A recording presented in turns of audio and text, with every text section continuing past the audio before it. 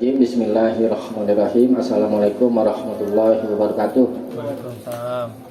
Alhamdulillah nahmaduhu wa nasta'inuhu wa nastaghfiruh wa na'udzu billahi min syururi anfusina wa sayyiati a'malina may yahdihillahu fala mudhillalah wa may yudlil fala hadiyalah. Asyhadu an la ilaha illallah wahdahu la syarikalah. Asyhadu anna Muhammadan abduhu wa rasuluh. Amma ba'd. 28. Allahumma sholli ala Muhammad wa ala ali Muhammad. Kita lanjutkan kajian kitab Bulughul Maram. Sekarang babul masajid. Masajid itu diartikan masjid-masjid. Nah, ini bentuk kata jamak. Bisa dari masjid, bisa dari masjid, ya. Kalau berdasarkan tasrif itu masjadun, ya. Tetapi yang berlaku yang sering digunakan adalah masjid. Masjid itu artinya, asal artinya itu tempat sujud, ya. Kalau misalkan dia yang dimaksudkan adalah tempat yang tertentu yang biasa kita sholat di masjid-masjid, ya, maka itu jamak dari masjidun, gitu, ya. Jadi masjid itu bentuk kata jamak, bisa jamak dari masjidun, bisa dari masjadun, gitu maksudnya. Kalau dimaksudkan adalah masjid yang tertentu itu, ya, yang biasa kita sholat jamaah itu, maka dia jamak dari masjidun, gitu. Nah, kalau dia ditujukan kepada tempat yang kita sujud, dahi kita tuh, itu jamak dari masjid. Jadi nih dahi kita yang sujud di situ itu namanya masjid, gitu. Jamaknya masjid juga sama. Tapi kalau maksudnya adalah masjid, gitu, ya kan? Maka itu jamak dari masjid, itu jamak dari masjid itu. Jadi ada dua makna masjid ini, ya. Bisa jamak dari masjid di tempat yang tertentu itu, bisa jamak dari masjid kalau masjid tempat sujudnya itu. Tapi di sini maksudnya adalah masjid, ya, tempat yang tertentu. Nah, yang disebut dengan masjid adalah bangunan yang diwakafkan, satu bangunan atau satu tempat yang diwakafkan untuk sholat, ya, bukan untuk milik pribadi, gitu. Jadi yang dikategorikan masjid itu tempat atau bangunan yang diwakafkan. Itu korek yang benar duduknya.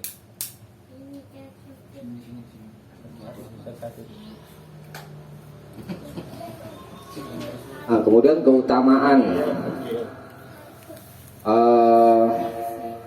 membangun masjid itu ada tersebut di hadis dan banyak, gitu, ya. Man bana lillahi masjidan min mali halalin banallahu lahu baitan fil jannah. Man bana, siapa saja yang membangun lillah, karena Allah itu untuk mencari keridhaan Allah, masjidan, membangun masjid, min mali halalin, dari harta yang halal, bukan dari harta yang haram. Maka kalau orang itu nyumbang, berinfak untuk bangun masjid dari harta yang halal, banallahu lahu baitan fil jannah, maka Allah akan bangunkan rumah untuknya di surga. Itu ganjaran orang-orang yang berinfak untuk membangun masjid. Nah, di sini banyak tersebut. Dan masjid itu adalah tempat yang paling disukai Allah. Sekarang kita bahas saja hadisnya.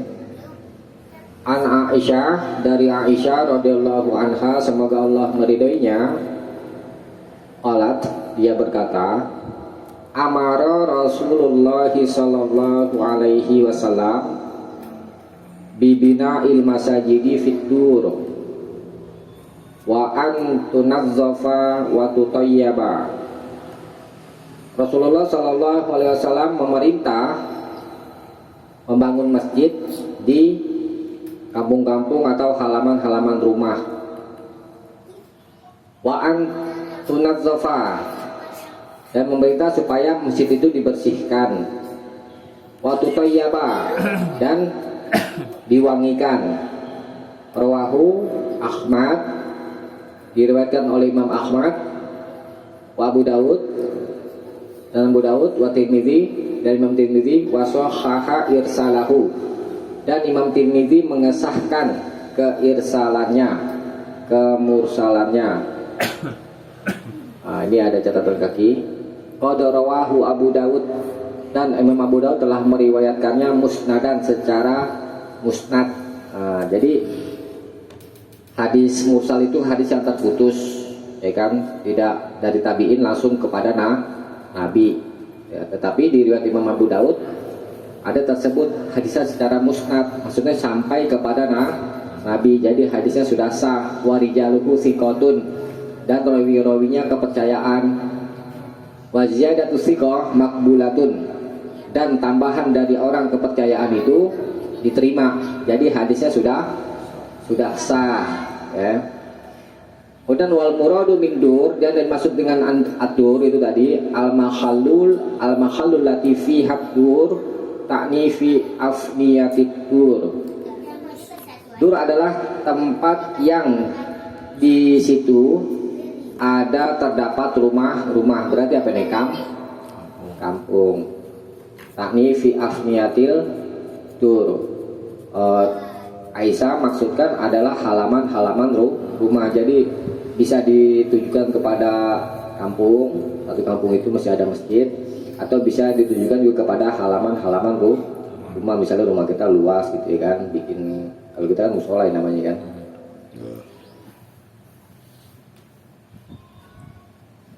Musola-musola itu sebenarnya kategori masjid, itu ya kan.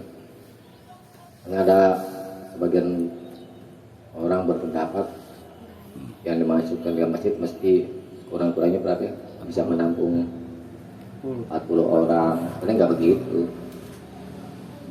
Oh, kan hubungannya dengan sholat Jumat kan, 2 orang aja sudah bisa melaksanakan sholat Jumat 2 orang. Jamaah, yang maksud dengan jamaah ya 2 orang. Sekarang hadisnya sah. Maksudnya, ya, maksud hadis ini pertama, Nabi memerintah supaya dibangunkan masjid. Hukum asal perintah apa ya?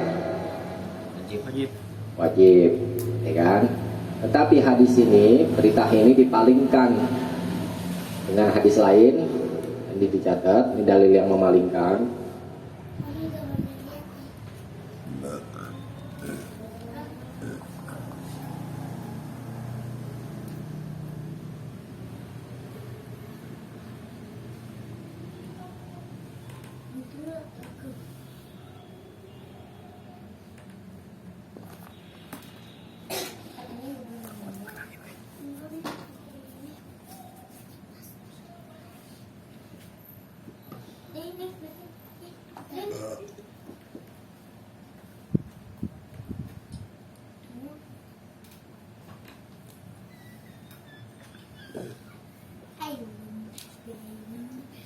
Ini riwayat Muslim.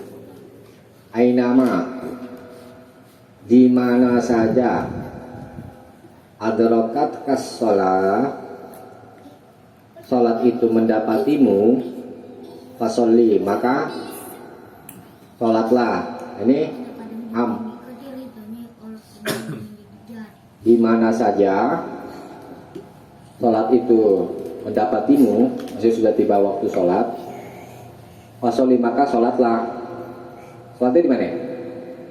Di mana saja ini nama. Ini lafaz am.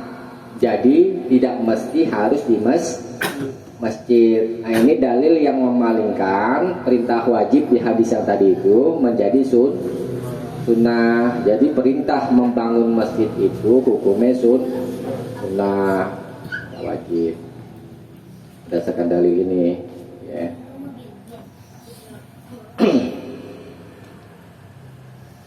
Nah, kemudian syarat membangun masjid itu adalah bukan untuk pemilikan pribadi, tetapi untuk umum, ya, untuk fisabilillah, ya, berjuang jalan Allah. Gak bisa masjid itu untuk penamaan pribadi, itu ya, buat masjid pribadi, untuk umum.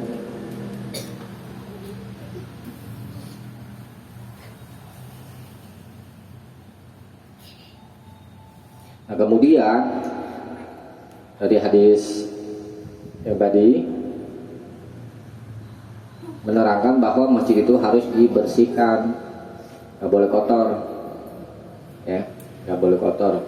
Coba dilihat surat Al-Baqarah ayat 125. Al-Baqarah 125.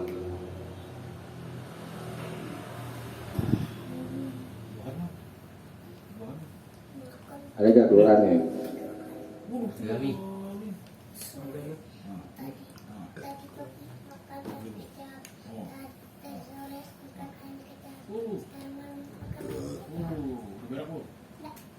Baca tak?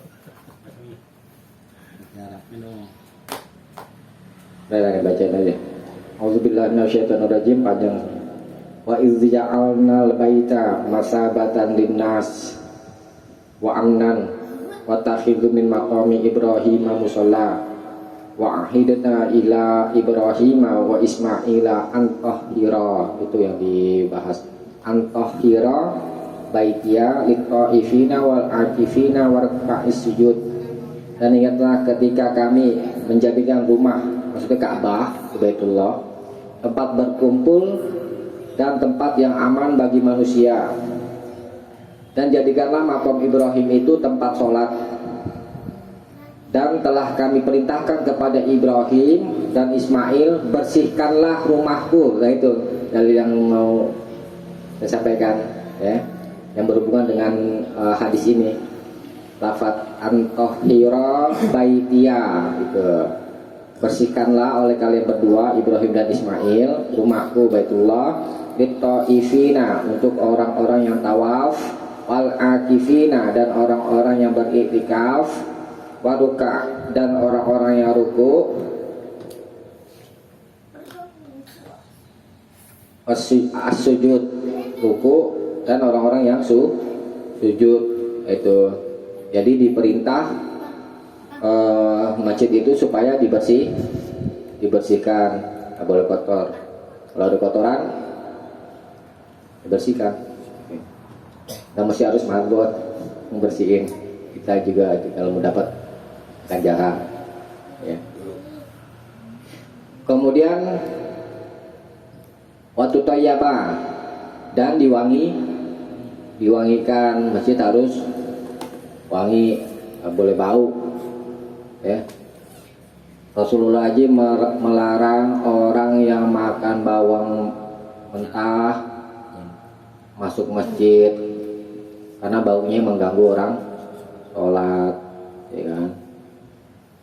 Kemudian tidak hanya bawang mentah, pete dan yang lain-lainnya, gitu, ya kan.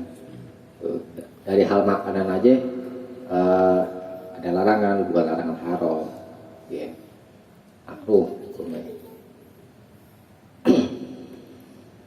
Jadi kalau kita mau sholat masjid harus bersih dan harus wangi.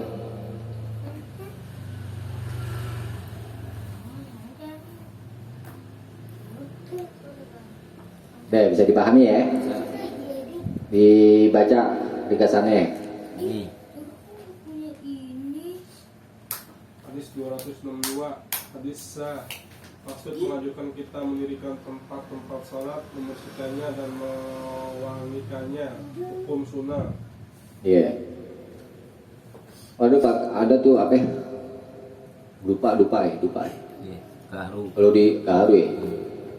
Kalau di Al-Bahri pakai itu terus. Pak Garu itu. Pak. Bentuk bangun masjid bos. Oh ya. Pahmi itu di. Lupa bukan obat ini kan. Orang-orang Cina sih. Lupa Kayu Gaharu. wangi-wangian. Iya. Kayak garu. Kayu Gaharu dibakar itu. Zaman Nabi ada, pakai juga. Cuman biasanya kita ngeliatnya ya yang bukan juga dipakai begitu. Kemenyan. Enggak kemenyan kalau. Nah, ini ada lagi khusus. Kayak Gaharu wangi. Tapi juga bakar menyan lagi. Katanya yang wangi. Dia hadis berikutnya ya. Wan Abi Hurairah, dan dari Abu Hurairah radhiyallahu anhu semoga Allah meridhoinya, qala dia berkata, qala Rasulullah sallallahu alaihi wasallam. Rasulullah sallallahu alaihi wasallam bersabda, qatalallahu al-yahuda. Allah memerangi orang-orang Yahudi. Ittakhadzu qubur anbiya'ihim masajida, muttafaqun alaih. Allah memerangi orang-orang Yahudi. Mereka menjadikan kuburan nabi-nabi mereka masajid sebagai tempat sujud. Muttafaqun alaih, diriwayatkan oleh Bukhari dan Muslim. Wazah dan Muslim, dan Imam Muslim menambah wan nasara, dan orang-orang Nasrani. Jadi ini maksudnya tambahan lafaz wan nasara ini begini. Qatalallahu al-yahuda wan nasara, gitu maksudnya. Allah memerangi orang-orang Yahudi dan orang-orang Nasrani. Mereka menjadikan kuburan nabi-nabi mereka sebagai tempat sujud. Nah, pertama kita dulu hadisnya sah, maksudnya. Perhatikan lafaz qatala itu di garis bawahi ya. Qatala ini kan artinya memerangi. Tetapi maknanya la'ana. Di riwayat Muslim ada tersebut la'anallahu yahuda wan nasara, di riwayat Muslim.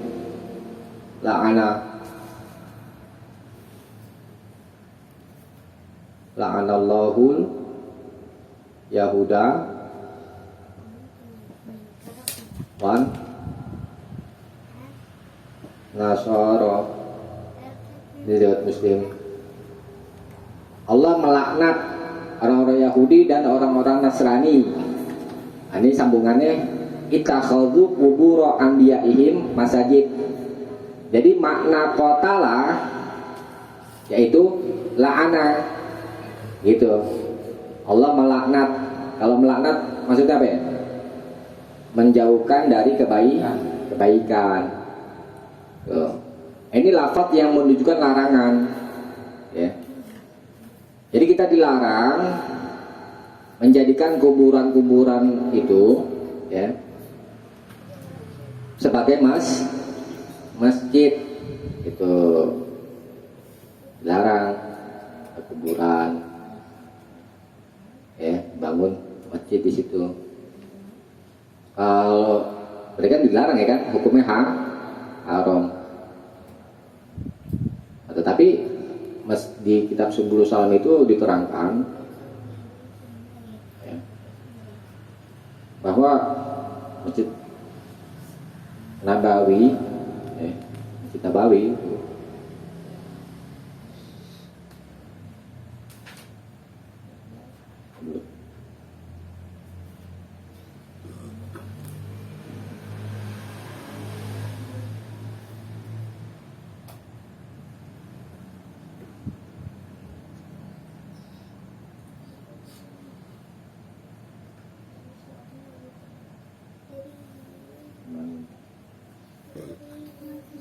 Masjid-masjid Nabawi itu adalah bekas kuburan orang-orang musyrik. Nah, begini bagaimana cara apa yang namanya menjamaknya itu ya? Boleh bangun masjid di bekas tempat kuburan, tapi mayatnya dipindahin dulu. Mayatnya dipindahin. Gali dulu tadi. Iya. Pindahin tempat lain. Itu baru boleh. Ikut di luar halamannya tak? Hmm? Di luar halaman masjid itu. Ada kuburan. Misalkan saya Kamu pernah belas. waktu ke Depok bos, waktu kita sholat di depannya itu tempat sujud kita itu masjid, Ada kuburan. di kuburan Di dalamnya di luarnya, luar halaman masjid. Apa? nggak apa-apa. Pula pas kiblatnya kita sujud nih, kita sujud di halamannya. Di luar kan? Iya. Ada tembok. Waktu itu kan udah dibahas bro. Iya. Tapi itu menghindarkan waktu sholat. Ini menghindar karena dalil enja aku pakai, bukan orang Ustaz. Nah, ini di Kamu juga. mereka menjadikan kuburan-kuburan Nabi mereka menjadi tempat sujud. Ini di riwayat Muslim dari jalan Aisyah. Aisyah berkata, sesungguhnya Ummu Habibah dan Ummu Salamah telah menceritakan kepada Rasulullah SAW kanisah. Ini tempat peribadatan orang-orang Yahudi atau Nasrani. Ra'ataha bil Habasyah. Keduanya melihat di Habasyah. Fiha tasawir. Yang di dalamnya ada tasawir, gambar-gambar. Faqala, lalu Nabi bersabda, inna ulaik, sesungguhnya mereka itu idza kana fihimur rajulus sholih, apabila di antara mereka ada orang soleh, seorang soleh, famata, lalu dia mati, banau ala qabrihi, mereka membangun di atas kuburannya masjidan, ya. Wasawwaru tilkas tasawir, dan mereka menggambar gambar-gambar itu. Ulaika syirarul khalqi indallahi yaumal qiyamah. Mereka itulah seburuk-buruk makhluk di sisi Allah pada hari kiamat. Jadi semula sirikan nih. Ada orang soleh, ya kan, meninggal, dibangun masjid, ya kan, kuburan di atas kuburan nih. Mereka membangun di atas kuburannya masjid. Lalu mereka menggambar gambar-gambar itu. Dikatakan sama Nabi, itulah sejahat-jahat makhluk. Nah, dari keterangan ini, sejahat-jahat makhluk di sisi Allah pada hari kiamat, dari keterangan ini menunjukkan bahwa gambar-gambar di dalam masjid itu juga dilarang. Ya. Tuh. Tapi kenapa mereka tuh membangun di atas kuburan orang soleh itu dijadikan masjid untuk apa? Wasilah. Wasul. Iya, nanti untuk tabaruk gitu, ya. Tabaruk minta sama orang soleh itu yang udah mati. Dari zaman Nabi itu begini kejadian sirikan itu awal mula. Ya. Nah. Kemudian di riwayat Muslim juga ada diterangkan, la tajlisu alal kuburi, la tajlisu, jangan kamu duduk, ya. Jangan kamu duduk di atas kuburan-kuburan. Dilarang nih, siapa yang lega? Berarti duduknya di bawah dong kan? Nggak boleh, itu dilarang. Enggak, berarti duduknya di bawah. Iya, Jongkok. nggak boleh didudukin kuburannya. Boleh jongkok dong. Apaan? Jongkok. Ya pokoknya mau jongkok, mau berdiri, pokoknya nggak bisa didudukin. Tuh. Emang udah Di kuburan nih. Di kuburannya maksudnya. Pusaran. ya di kuburannya, cuman kan kita duduk di bawah gitu maksudnya. Di sampingnya. Iya, tempat orang jalan. Iya, di situ.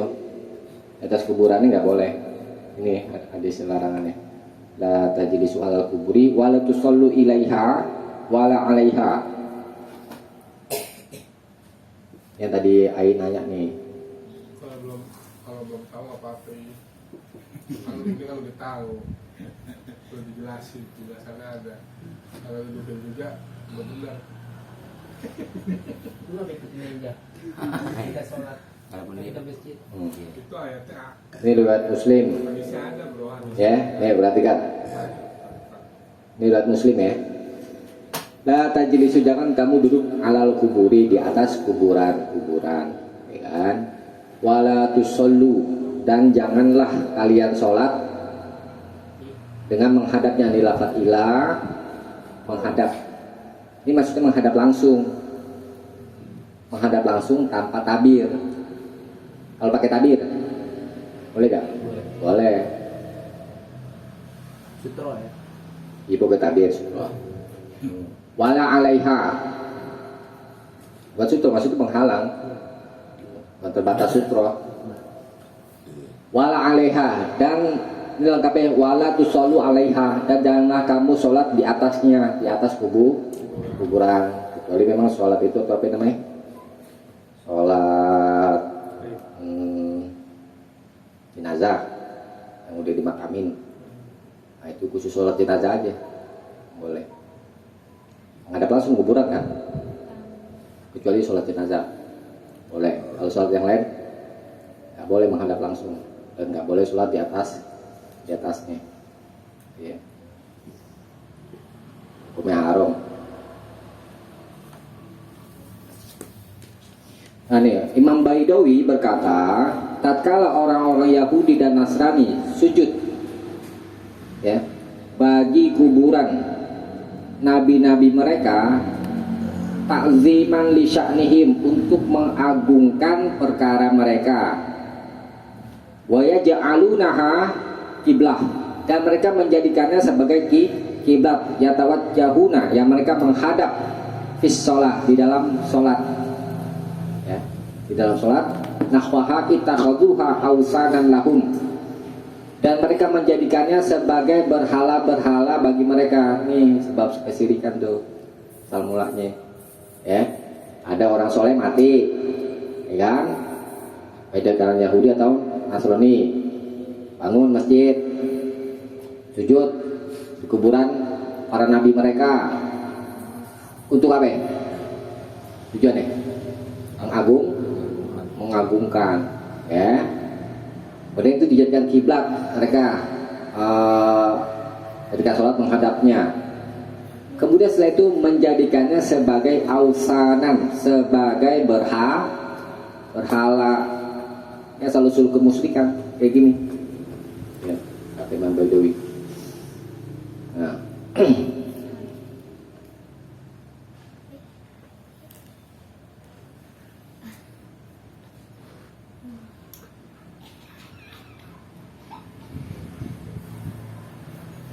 jadi mereka menjadikan kuburan para nabi mereka dan orang-orang soleh sebagai masjid, dan kita dilarang, boleh.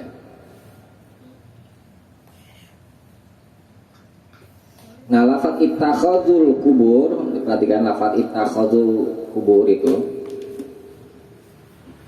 mereka menjadikan kuburan nabi-nabi mereka sebagai masjid. Ini maknanya a'ammu, lebih umum daripada makna sholat menghadapnya dan sholat di atasnya. Jadi lafaz ittakhadhu, mereka menjadikan kuburan-kuburan mereka, kuburan-kuburan nabi-nabi mereka menjadi masjid, menjadi tempat sujud. Ini mencakup maknanya kepada ini. Nih, tuh, sholat menghadapnya dan sholat di atasnya, maknanya mencakup. Itu dari segi lafaz. Ya. Dan termasuk juga ini, la tajlis, jangan kamu duduk di atasnya, enak juga. Kemudian Nabi bersabda, ya, Allahumma, ya Allah, la taj'al qabri, janganlah engkau jadikan kuburanku wasanan, sebagai berhala, ya, yang yu'bad, yang diibadahi. Istadda ghadabullahi ala qaumin, murka Allah itu amat sangat kepada kaum ittakhadhu kubur anbiya'ihim masajid, kaum yang menjadikan kuburan nabi-nabi mereka sebagai tempat sujud. Ini riwayat Malik, Ahmad dengan sanad yang sahih. Jadi Nabi juga berdoa supaya kuburan dia itu tidak dijadikan berhala yang dilakukan oleh orang-orang Yahudi dan Nasrani terhadap nabi-nabi mereka. Sudah mengkhawatirkan juga, kekhawatiran Nabi, sehingga berdoa.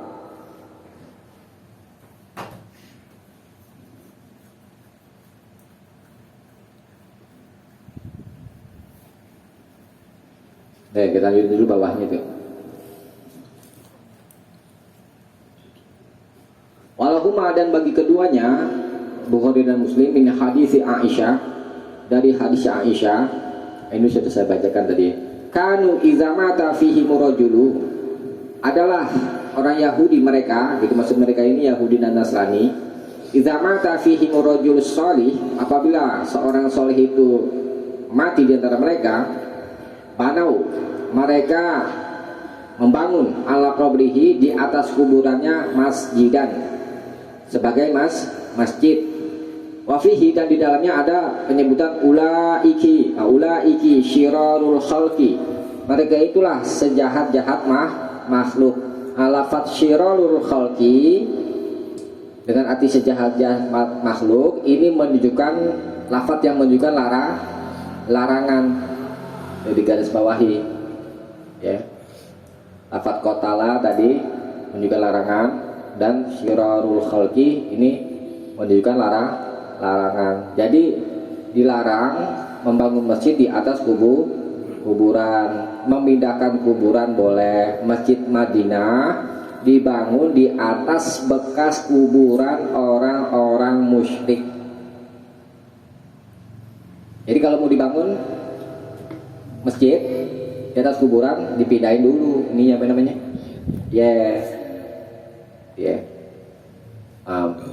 Ilat hukumnya kan tadi dikhawatirkan membangun masjid di atas kuburan itu untuk apa? Disembah tuh soal itu. Kan tadi saya sampaikan itu kan, orang-orang Yahudi dan Nasrani menjadikan orang-orang soleh mereka yang sudah mati dibangun di atasnya itu masjid, kemudian diagungkan di sana dan dijadikan berhala. Masjid Nabawi, kuburan Nabi kan banyak. Samping itu kan di Masjid Nabawi kan, samping mihrabnya itu kan kuburan Nabi, tapi nggak dijadikan berhala, dilarang. Nah, coba lihat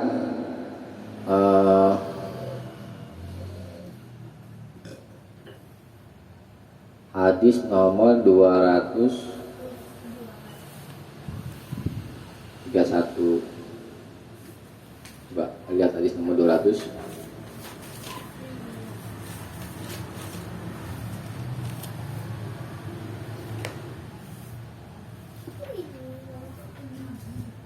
Itu ya, yang terangnya. Wa'an Abi Marsad Al-Ghonawi, dan dari Abu Marsad Al-Ghonawi kala dia berkata, sami'tu Rasulullah sallallahu alaihi wasallam yaqul, aku pernah mendengar Rasulullah sallallahu alaihi wasallam bersabda, la tusallu ilal kubur, janganlah kalian sholat menghadap kuburan, menghadap langsung. Wala tajlisu alaiha, dan janganlah kalian duduk di atasnya. Rawahu Muslim. Ya, tuh.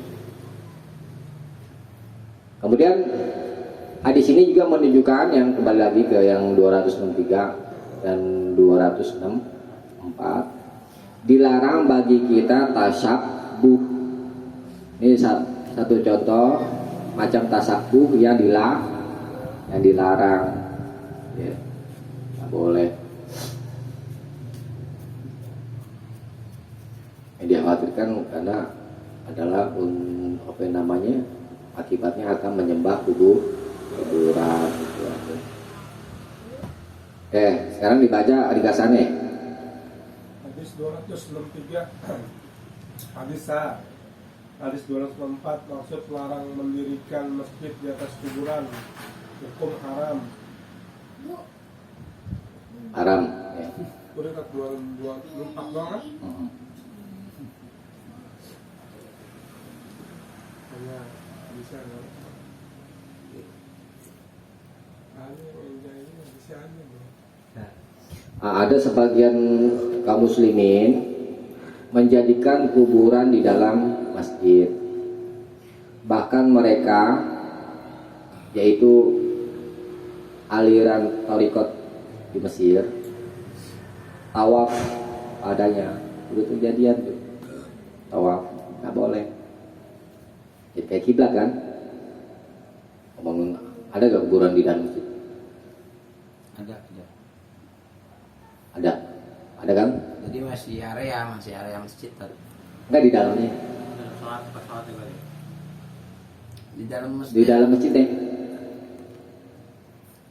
Di area masjid. Kalau di luar sih nggak menjadi masalah. Ya, Kalau di dalam masjid jangan. lebih bagusnya nggak usah. Hah? Nggak usah. Nggak usah Tempat lain, sholat tempat lain tempat lain aja. kan arisan ada juga kan Tat, ya. Ya.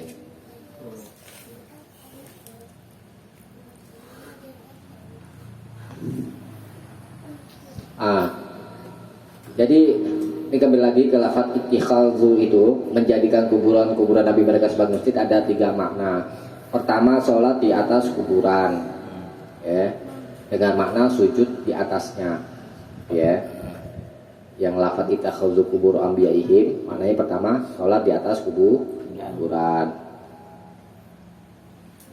di atasnya. Kemudian bermakna sujud menghadapnya, menghadap kuburan. Itu yang kedua. Yang kedua menghadapnya dan menjadikannya sebagai kiblat sholat, ya, dan berdoa. Nggak boleh. Ada tuh pernah dengar apa tuh orang-orang yang melewati masjid, maksudnya apa ya, kuburan Nabi kan di Masjid Nabawi itu kan. Tuh kalau ada orang yang dia berdiri lama di situ diusir itu. Terus takutnya doa kayak gitu, doa menghadap kuburan Nabi. Itu suruh pergi 3 bulan lama. Kalau ngelangkain kuburan, Hah? ngelangkain nggak boleh juga. Kalau ngelangkain ya nggak boleh juga sebenarnya. Duduk aja nggak boleh kalau dilangkain. Tapi itu lagi angkat mayat boleh-boleh aja bro. Iya kalau diangkat itu darurat. Ya kalau dari mafhumnya sih kalau ngelangkain nggak apa-apa, artinya kayak nggak boleh duduk, tuh ya kan. Jadi ngapain dilangkain?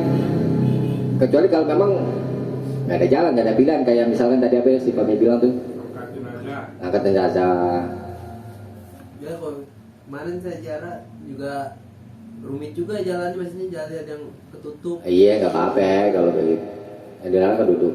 Ada bacaan ya Pak. Kemudian makna ittikhadz itu tadi membangun masjid di atasnya, gitu ya. Dan berniat sholat di dalamnya, itu hukumnya haram, ya. Hukumnya haram. Jadi pahami ya.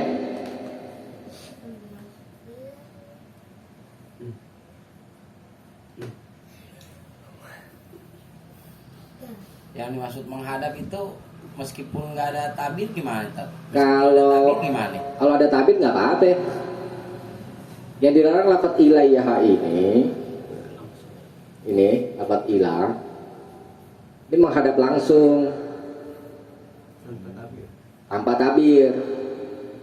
Ini kuburan nih, kita sholat depannya. Ya, menghadap langsung kan? Ya. Nggak boleh. Kecuali sholat jenazah yang mau udah di apa namanya, sholat gaib deh itu ya kan. Jenazahnya sudah dimakamkan, orang itu mau sholat, ya itu pengecualian kalau itu. Karena Nabi ada kerjakan. Terus sholat goib di kuburan ada tuh. Ini baru tadi ngomongnya. Ustaz, ada di bagian masjid memang tetap dia dibatasin, ada tabir, tapi dia mengkultuskan ke kuburan itu. Ya kalau mengkultuskan ya lain lagi dong, nggak boleh dong. Bos, gimana sih? Keputusan ya nggak boleh. Nggak, emang biasanya kalau di Indonesia di kuburan tuh di lingkungan masjid, bukan di tempat sholatnya. Kenapa itu? Di luar kan? Di luar, iya. Di luar kan ada tembok. Pembahasannya waktu itu udah. Cuman itu dia tadi jangan dilihatkan mengagungkan tuh. Kalau mengagungkan nanti lain lagi. Ini biasanya ada di masjid-masjid nggak usah jauh di tempat daerah masjid inian. Meskipun posisi kuburannya itu Di luar. bukan di masih di area masjid. Ya, di luar ya, gitu. Berhadapan, tapi orang nanti akan mungkin akan berpengaruh nanti kepada pertama ziarah sholat Ya kan kita. itu dikembalikan kepada niatnya kalau itu. Asing ya. Kalau niatnya mengagungkan ya sama aja menjadikan berhala. Tapi kalau niat ibadah, Niatnya cuma mau sholat doang, udah gak ada niat mau mengagungkan si mayit itu. Kalau Nggak ada lu niat kalau masalah. sholat buat ngakuin ya berarti itu Kan dari ini- masing-masing. Kita Bukan intinya masjid yang begini disalahin. bukan masalah niat, nanti kan orang akan salah tanggap atau gimana gitu. Biasanya seperti itu, Ustaz. kembali lagi. Kalau niat pada masing-masing orang tergantung pemahaman ilmu seseorang. Tunggu dulu, ini yang ditanya AP-nya dulu mau menghadapnya AP-nya Bukan, nih. bukan cerita menghadap udah Ya. habis gitu. Ceritanya kuburan ini umpama satu si kiai inilah. Jadi setelah dia sholat dia umpamanya berziarah itu niatnya bukan ziarah sebenarnya. Jadi masalahnya Takut dikhawatiran melakukan tabaruk ke itu meskipun iya, yang jadi masalahnya kuburannya ada di sekitar masjid. Iya. Memang kalau bicara yang lebih baik Bongkar. dimakamkannya di mana tempat pemakaman. Ya itu yang dikhawatirkan itu di tadi sebagai peringatan orang-orang Yahudi Nasrani membangun masjid di atas kuburan orang-orang soleh. Tujuannya itu apa tadi? Pertama mengagungkan, habis itu dijadikan berhala, gitu. Tapi kalau di dalam rumah kan, di Apa? dalam rumah ada kuburan keluarga. Ya nggak apa-apa, Nggak apa-apa ya? nggak apa-apa. Ke masjid. Ya ada di Kalau Indonesia sholat, ada. misalkan sholat juga di rumah nggak Ada sholatnya di rumah kan, di rumah. Tabirnya. Ya itu dia kan, yang lebih baik taruh dia di pemakaman, udah. Pemakaman khusus waktu karena kan ada ancaman juga satu, nggak boleh sholat menghadap kuburan, Oh, larangan ada, Bang. terus duduk di atas kuburan. Tapi kalau belum tahu penjelasannya nggak apa-apa kan. Makanya belajar dia tahu. Iya, ini kan udah tahu penjelasannya. Anda paling bisa kalau dia. Ustaz, ada hadis gak yang menerangkan memperbagus kuburan kayak meninggikan, ada gak hadis yang menerangkan? Bahkan sebaliknya, apa namanya, Kayak diperbagus. beton. dilarang itu apa namanya, orang-orang yang mengunjungi kuburan menjadikan di atasnya itu masjid-masjid dan surut pelita-pelita hiasan kan, itu pelita-pelita kan termasuk hiasan. Semen tak, maksudnya semen gitu. Kayak tinggi. Iya, nggak boleh. Kan itu niatnya buat ini doang kan, biar rapi. Iya. Ya sekarang hikmahnya nih, hikmah kita bicara hikmah deh. Ya. Nanti orang-orang yang mati kemudian kuburannya di mana? Kuburan. Di kuburan itu pada di semen semua. Kan ibaratnya gini tak, misalkan ditiban nih, kan pasti otomatis yang semen itu Diperlebar. Hancurin. dihancurin dulu baru ntar kita semen lagi gitu. Ini buat biar kuburan itu nggak ditempatin orang lain gitu. Kasihan lah. Bagaimana? Ya kasihan lah orang yang kemudian ke makhluk di muka bumi kan banyak. Iya, enggak maksudnya kan Maksud nanti gimana dibagusin di semen apa gimana? itu aja biar nggak berantakan, rapi. Jadi rapiin aja. Rapiin bro, niatnya rapiin, jangan lo bagusin. Sama. Sama. Beda dong, rapi lo bagusin beda.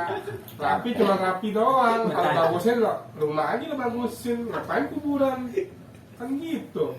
Namanya semen dibagus. Semen ini pasti dibagus. Orang yang nonton Dia lihat bikin emosi orang. Gimana Tat? Udah deh, ntar dia nyanyi deh. Udah ntar. Ah boleh, nggak boleh.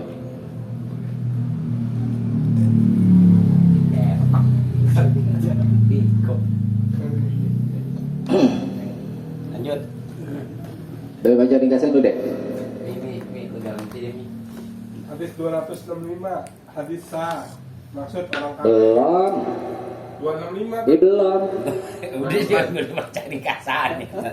Dan 4 tidak dibaca. Udah, sekarang 265. Ya, baca Mi. Wa an Abi Hurairah radhiyallahu anhu, dan dari Abu Hurairah semoga Allah berdua kala dia berkata bahasa Nabi sallallahu alaihi wasallam khailan. Nabi sallallahu alaihi wasallam pernah mengutus khailan pasukan berkuda. Fajaat birojulin, lalu pasukan berkuda itu datang membawa seorang laki-laki.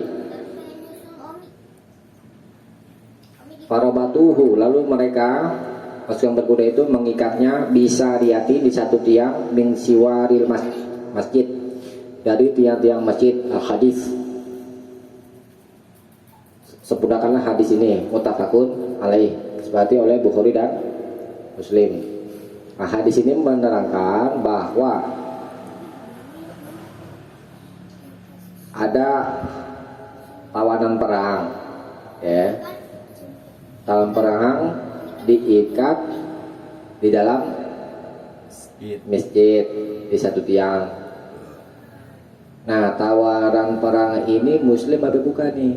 Bukan. Coba lihat di hadis apa namanya?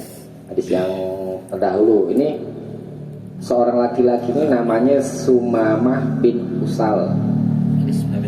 Ya, lihat hadis 121.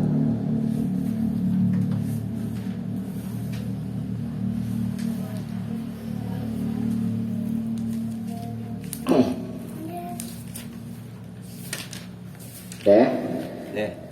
Wan Abi Hurairah radhiyallahu anhu, dan dari Abu Hurairah semoga Allah meridhoinya, fi qissati Sumamah bin Usal, tentang kisah Sumamah bin Usal indama aslama, ketika dia masuk Islam. Wa amarahun Nabi sallallahu alaihi wasallam ayyak tasila, lalu Nabi sallallahu alaihi wasallam memerintahnya supaya mandi mualaf, ini ceritanya. Rawahu Abdul Razak, telah diriwayatkan oleh Imam Abdul Razak, wa asluhu muttafaqun alaih, dan asalnya Bukhari dan Muslim. Nah, hadis ini ada kelemahan gitu. Jadi maksud hadis yang 121 ini yang Nabi memerintah supaya mandi, karena hadis lemah jadi tidak ada perintah. Bahkan yang hadis yang sah adalah yang Anda ada catatan kaki, ya. Bahasa Nabi sallallahu alaihi wasallam khailan ibala Najd. Nabi sallallahu alaihi wasallam pernah mengutus khailan, pasukan berkuda, ke arah Najd. Fa akhadzat Sumamah asiron, lalu pasukan berkuda itu menangkap Sumamah asiron sebagai tawanan perang. Farabatuhu bisariyatil masjid, lalu mereka pasukan berkuda mengikatnya bisariyatil masjid, di satu tiang masjid. Fakharaja ilaihi Nabi sallallahu alaihi wasallam, lalu Nabi sallallahu alaihi wasallam keluar menghadapnya. Faqala atliku Sumamah, lepaskanlah Sumamah. Fantolaqa ila nahlin qaribin minal masjid, lalu Sumamah setelah dilepaskan pergi ke pohon kurma dekat dengan masjid. Faktasala, lalu dia mandi. Sumada khalal masjidah, kemudian dia masuk masjid. Faqala, lalu Sumamah berkata, asyhadu alla ilaha illallah wa anna muhammadar rasulullah, aku bersaksi bahwa tidak ada Tuhan selain Allah dan bahwa Muhammad adalah Rasulullah. Jadi Sumamah bin Usal ini tawanan perang yang didakwahi oleh Nabi. Setelah didakwahi masuk Islam, ya. Nah, berarti dia kembali lagi ke hadis yang 265.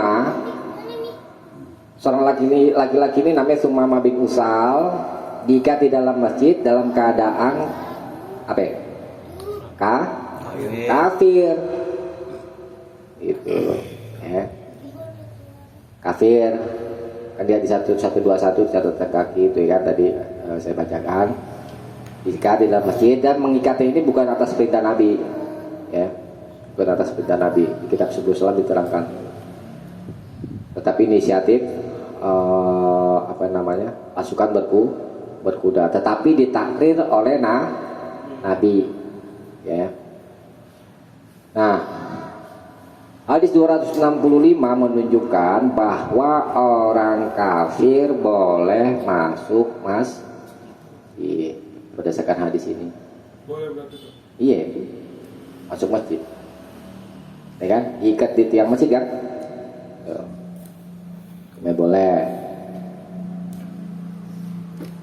kecuali di Masjidil Haram untuk haji dan umroh, ya. Fala taqrabul Masjidil Haram, janganlah kalian mendekati Masjidil Haram ini untuk orang-orang musyrik. La yatufunna, dan janganlah mereka tawaf fil Ka'bah bisyirkin, jangan mereka tawaf di Ka'bah dengan membawa kesyirikan. Innamal musyrikuna najasun, kan ada kan, sehingga orang-orang musyrik itu najis tikotnya. Ini bagaimana nih? Satu sini di hadis 265 boleh, di sini nggak boleh. Bagaimana mendudukannya? Mendudukannya adalah boleh orang kafir masuk masjid kecuali di Masjidil Haram. Masjid Nabawi boleh berarti. Masjid Nabawi boleh, tapi itu apa namanya? Kalau di sini kan apa namanya itu Masjidil Haram aja, kalau Masjid Nabawi nggak ada. Berlaku secara umum. Gitu.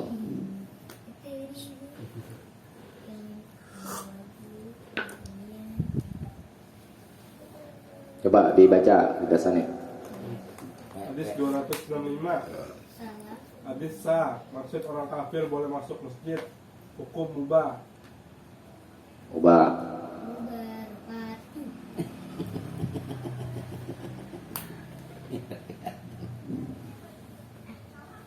Dan berikutnya ya.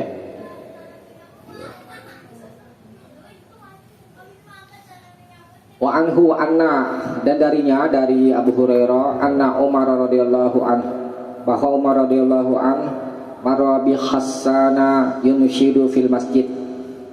Umar pernah melewati Hasan, nama orang, yunshidu, bersair,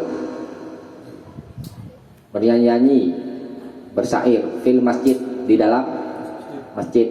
Fala khadha ilaih, lalu Umar meliriknya, menunjukkan gak suka gitu melihat si Hasan itu bersyair. Qad kuntu unshiduhu faqala, lalu Hasan berkata, qad kuntu, sesungguhnya aku dahulu pernah atau biasa unshidu, bersyair, fihi, di dalamnya, wa fihi, dan di sana, man huwa khairun minka, ada orang yang dia lebih baik darimu, maksudnya Nabi. Muttafaqun alaih, disepakati oleh Bukhari, Muslim. Jadi pertama hadis ini maksud hadisnya menerangkan bahwa si Hasan melakukan pekerjaan bersair di dalam masjid. Kemudian Umar nggak suka, gitu, ya kan? Kemudian Hasan katakan, saya dulu pernah bersair di hadapan Nabi atau disaksikan oleh Nabi, tapi Nabi tidak melarang, artinya takrir. Jadi hadis ini menunjukkan boleh bersair di dalam masjid selama tidak mengganggu orang sholat. Kalau mengganggu orang sholat ya nggak boleh. Terus saya nyanyi gitu tak maksudnya? Apaan? Sholawat atau nyanyi? Iya, kayak model gitu bersair deh, sholawatan, jadi misalnya sholawat, ya pokoknya yang bersifat melantunkan nada gitu ya kan. Lalu kan masa Nabi itu kan gemar bersair, ya, menyanyi-nyanyi dalam masjid merupakan perbuatan jahiliyah gatus kamari, mengganggu orang sholat. Bersair dalam masjid boleh kalau tidak mengganggu orang sholat. Nabi tidak melarang bersair dalam masjid, ya. Coba dibaca ringkasannya. Hadis 266. Hadis sah, maksud boleh bersair di dalam masjid ketika tidak ada orang yang sholat. Hukum mubah. Ya. Berikutnya wa anhu, dan darinya dari Abu Hurairah radhiyallahu an, semoga Allah meridainya, qala, dia berkata, qala Rasulullah sallallahu alaihi wasallam, Rasulullah sallallahu alaihi wasallam bersabda, man sami'a rajulan, siapa saja yang mendengar seorang laki-laki, seseorang ini yang syudu dolatan fil masjid, yang sudah mencari dolah barang hilang fil masjid, di dalam masjid, falyakul, maka katakanlah, la raddahallahu alaika, semoga Allah tidak mengembalikannya kepadamu. Fa innal masajida, karena sesungguhnya masjid itu lam tubna lihaza, masjid itu tidak dibangun untuk ini. Untuk apa ini? Mencari barang hilang. Rawahu Muslim, disepakati oleh Bukhari Muslim. Nah, lafaz man sami'a yang coba perhatikan, sami'a. Sami'a artinya mendengar. Man sami'a, ya. Nah, lafaz sami'a ini menunjukkan mencarinya dengan suara nyaring. Oh, udah tak pegang gitu. Nyaring. Lafaz sami'a itu ya, di garis bawah itu. Sami'a berarti Artinya mendengar. Lafaz ini menunjukkan orang ini mencarinya dengan suara yang nyaring, ya. Karena dapat mengganggu orang sholat.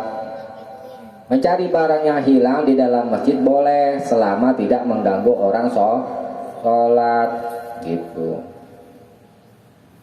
Jadi larangan ini tidak mutlak. Kalau nyari barang hilang, gak diumumin lagi pakai speaker. Woi, siapa ini yang lihat handphone gue nih? resain apa tuh? Alat periksa-periksa. Iya. Periksa waktu. Itu bukan menimbulkan kecurigaan gimana? Apaan? Boleh tapi kecuali Mencari barang hilang boleh. boleh tuh. Mencari kan nyari, Itu kan hak kita. Boleh. kalau meriksain Misalnya, iya kayak detektif jadinya. Boleh. Kecuali kita itu kan semi menuduh tat. Mencurigakan ya. Iya dong, jangan dong. Iya. Buatan boleh kan hilangnya di dalam masjid. Tak? Hah? Mencurigakan di dalam masjid boleh dong. Kita Kagak boleh mencurigakan. Ami, gitu. itu namanya Sujon. Kan kita ngilangin di dalam masjid nih. Hilang barang. Kita mencurigain orang yang di dalam masjid. periksa. Nggak boleh, nggak boleh. Gak boleh Ami. Oh, yang boleh Belum tentu nanya di tat. dalam masjid itu Enggak. orang yang Tanya, lihat handphone saya benar gitu. Kalau lo periksa itu namanya lo memfitnah. Itu udah fitnah ini. namanya awak kesel datang. Iya, iya. Enggak lah, Mario udah tahu. Mau yang beritahu. Habis tiba. Sudah ikhlaskan tuh. Ya, jadi bukan berarti nggak boleh mencari barang hilang di masjid, asalkan tidak dengan suara nyaring yang mengganggu orang sholat. Bertanya boleh tat ya. Iya. Reksa yang Jangan. Enggak, itu kan udah selesai soalnya. Deh, dibaca. Hadis 267. Hadis sah, maksud melarang mencari barang hilang dalam masjid ketika ada orang sholat, itu haram. Hadis 268 yang terakhir ya. Wa anhu, dan darinya dari Abu Hurairah radhiyallahu an, semoga Allah meridhoinya, anna Rasulullah sallallahu alaihi wasallam qol, bahwa Rasulullah sallallahu alaihi wasallam bersabda, idza ra'aitum, apabila kalian melihat, man yabi'u, orang yang menjual, awiyat beta'u, atau membeli, fil masjid, di dalam masjid, faqulu, maka katakanlah lahu kepadanya, la arbahallahu tijaratak, semoga Allah tidak memberikan keuntungan dengan kepada perniagaanmu, perdaganganmu. Rawahun Nasa'i, diriwayatkan oleh Imam Nasa'i wa Tirmidzi, dan Imam Tirmidzi wa hasanahu, dan Imam Tirmidzi menghasankannya, hadisnya hasan. Ya. Di hadis lain ada juga larangan an Amr ibni Syu'aib, dari Amr bin Syu'aib, an abihi, dari bapaknya, an jaddihi, dari kakeknya, qala, dia berkata, nah Rasulullah sallallahu alaihi wasallam, Rasulullah sallallahu alaihi wasallam telah melarang anisyira, dari membeli, wal bai', dan menjual, fil masjid, di dalam masjid. Rawahu Abu Daud wa ghairuh, diriwayatkan oleh Imam Abu Daud dan lainnya. Jadi hadis 268 ini menunjukkan larangan jual beli di dalam masjid. Itu di garis bawahi lafaz yang menunjukkan larangan la arbahallah itu doa ya, doa tapi mendirikan larangan. Kemudian yang di atas tadi lupa itu nih, yang di garis bawah itu la raddahallahu itu sama sami'a itu ya. Lapan juga larangan ya. Sami'a lama La raddahallahu alaik itu. Nah, kalau yang di 268 lafaz yang menunjukkan larangan la arbahallah, semoga Allah tidak memberikan keuntungan kepada tijarotak, kepada perniagaanmu. Hukum asal larangan apa? haram. Haram. Tetapi karena derajat hadis ini hasan, tidak sampai derajat sahih, maka larangan haram itu diringankan. Hukumnya makruh. Dari mana dasarnya? Dasarnya karena derajat hadisnya. Derajat hadisnya hanya hasan itu, tidak sampai kepada sahih. Maka hukumnya harus diringankan. Gitu dari segi tinjauan ilmu hadis ya. Itu sebagai dalil yang memalingkan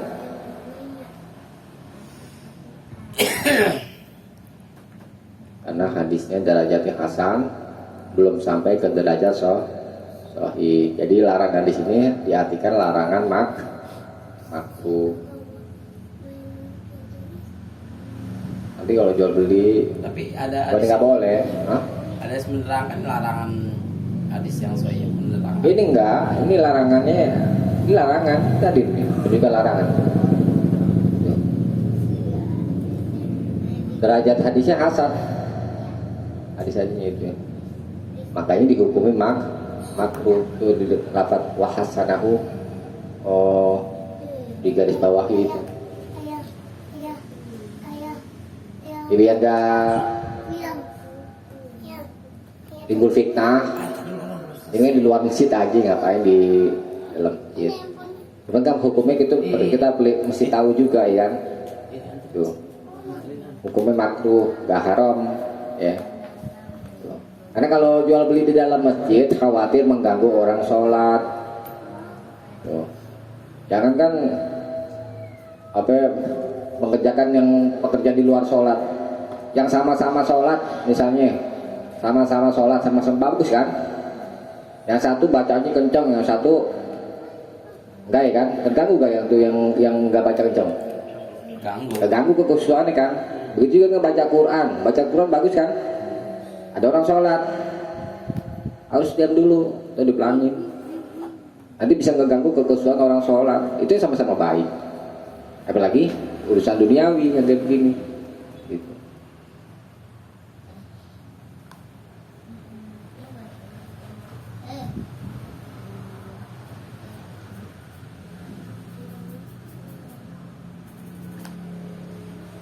Nah, ini Nabi ada sabda qala sallallahu alaihi wasallam ala inna kullakum sesungguhnya kalian itu munajin rabbah, sesungguhnya kalian sedang bermunajat kepada Tuhannya.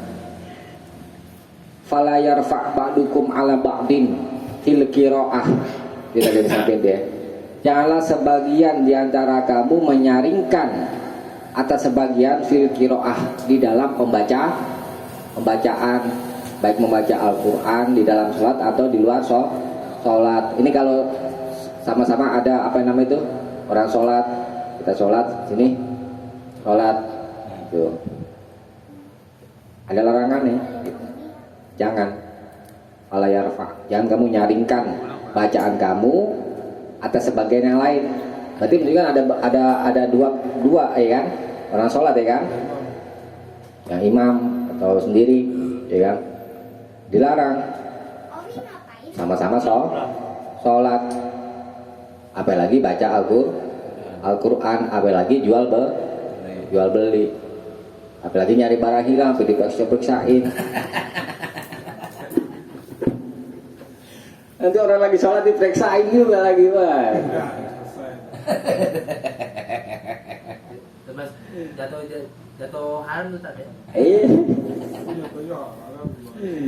Itu Boleh. Ya. Dibaca ringkasannya. Hadis 298. Hadis hasan, maksud melarang jual beli dalam masjid, hukum makruh. Ya. Kita cukupkan ya sampai sini. Kalau dipercaya nanti tutup aja dulu. Kita cukupkan dulu sampai sini. Mudah-mudahan ada manfaatnya. Subhanakallahumma bihamdik.